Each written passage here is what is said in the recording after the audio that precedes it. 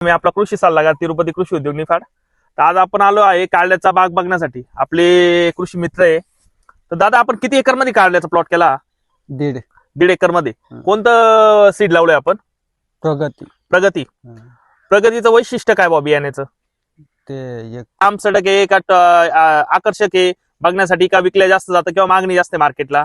ये कमी महागणी जाते पण लांबते झाड. लांब, जास्त लांब वयाची हा. लांबी जास्त होते. हा एक याचं बिघ्याला उत्पन्न किती निघतं आपल्याला? बिघेला निघतात ना.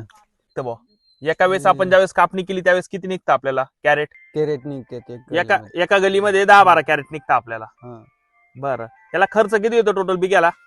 बिघेला खर्च येतो ना 3,000 पर्यंत. 3,000 रुपये बिघ्याला खर्च येतो. कशासाठी? कापणीसाठी का लागवडीसाठी? टोटल लागवणीसाठी. लागवडीसाठी. आणि उत्पन्न चांगलं निघतं बुवा. हा चला, धन्यवाद.